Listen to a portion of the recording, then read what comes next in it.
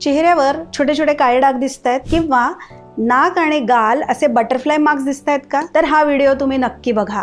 नमस्कार, मी doctor Archana. Lotus holistic health care आणि एस्थेटिक क्लिनिक या यूट्यूब चॅनलमध्ये तुमचं स्वागत आहे.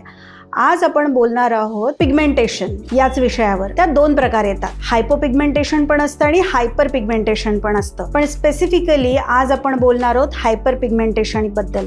आता जर आपल्याला हायपर पिगमेंटेशन म्हणजे काय हे जर समजून घ्यायचं असेल तर आधी आपला स्किन कलर याच्याबद्दल बोललं पाहिजे. तर आपल्या त्वचेचा रंग हा आपल्या त्वचेमध्ये असणाऱ्या ज्या मेलानोसाइट्स असतात, म्हणजेच रंगद्रव्य निर्माण करणाऱ्या पेशी, त्या मेलानिन हे रंगद्रव्य किती प्रमाणात सिक्रेट करतात यावर ठरतं. जेवढं मेलानिनचं प्रमाण जास्त तेवढा आपला रंग हा थोडा डार्क टोन होऊन जातो. म्हणजे जे फॉरेनर्स आहेत त्यांच्यामध्ये मेलानिनचं प्रमाण मूलतःच कमी असतं, सो ते त्या मानाने गोरे असतात आणि आपल्याकडे सावळे किंवा टुवर्ड्स काळे आपण जातो. रंग हा तुमचा चकचकीत असणं किंवा ग्लोई स्किन असणं, त्याच्यावर डाग नसणं म्हणजे सुंदर त्वचा. आणि हो, त्याचबरोबर स्किननी तिची सगळी फंक्शन्स प्रॉपर करणं यालाच आपण सुंदर हेल्दी त्वचा असं म्हणतो. तर हे हायपर पिगमेंटेशन नेमकं कशामुळे होतं? अति प्रमाणामध्ये सन एक्सपोजर किंवा जे डिव्हाइसेस असतात, ब्लू लाईट रेडिएशन त्याच्यातून येतं, त्याच्याबरोबरच एक्सपोजर जास्त, म्हणजे तुम्ही 10 तास जर का स्क्रीन समोर काम करत आहात तर तुम्हाला हायपर पिगमेंटेशन होण्याचे चान्सेस जास्त आहेत. दुसरं महत्त्वाचं कारण, तुम्हाला पिंपल्स येत आहेत आणि तुम्ही त्याची योग्य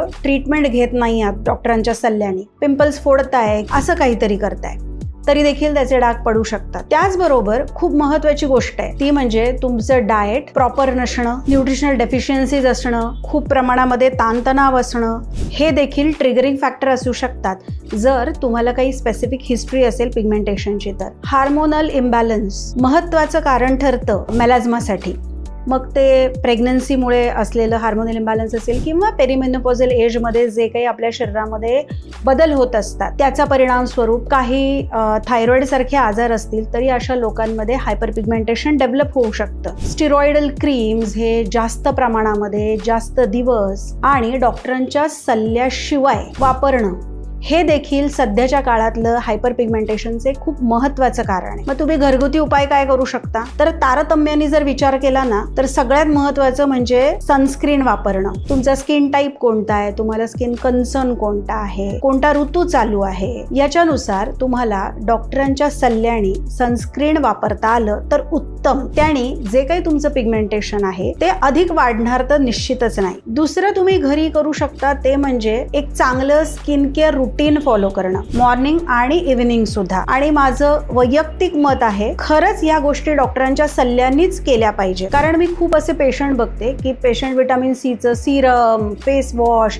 व्हिटॅमिन सी कंटेनिंग सनस्क्रीन असे फुल रुटीन वापरतात आणि सांगतात की अरे आता माझी स्किन खूप खराब व्हायला लागली. तर ती गोष्ट कशी वापरायची, काय काळजी घेतली गेली पाहिजे, ह्या सगळ्या गोष्टी जर तुम्ही तज्ञांच्या सल्ल्याने केल्या ना तर तुमचं हे काही पिगमेंटेशन आहे हे कमी देखील होईल. त्याचबरोबर हायड्रेशन सुद्धा मेंटेन करा, म्हणजे पाणी योग्य प्रमाणामध्ये आवश्यक तेवढं घेतलं गेलं पाहिजे किंवा ज्याच्यामध्ये पाणी जास्त आहे अशी फळं, भाज्या यांचं देखील तुम्ही सेवन केलं पाहिजे. एक्सटर्नल हायड्रेशन मध्ये अगदी सोप्यातला सोप्पा उपाय म्हणजे ॲलोवेरा जेल.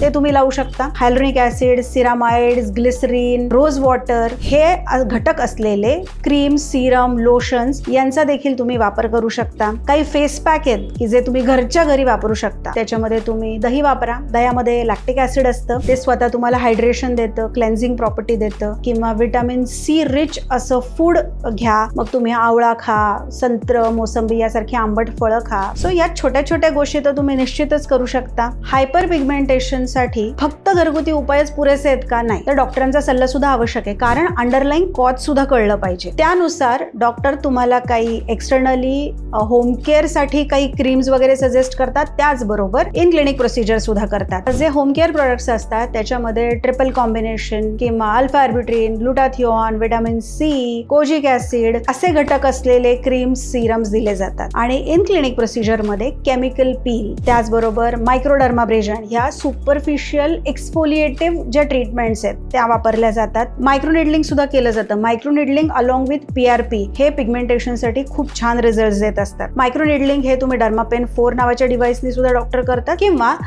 मेलास्मा सारख्या पॅचेस मध्ये लोकली सुद्धा काही छोटे छोटे इंजेक्शन्स दिले जातात. त्याचा देखील खूप चांगला उपयोग होतो. त्याच्यापेक्षा ऍडव्हान्स म्हणून लेझर ट्रीटमेंट सुद्धा केली जाते. हायपर पिगमेंटेशन ही ऍक्च्युली खूपच कॉमन आढळली जाते सध्याच्या काळामध्ये. चुकीची जीवनशैली, चुकीचे प्रोडक्ट्स वापरले जातात. वन फिट्स ऑल असं खरंच काही नसतं, पण त्याला फरक पडला म्हणून मी पण वापरणार हा एक प्रकार आपल्याला दिसतोय.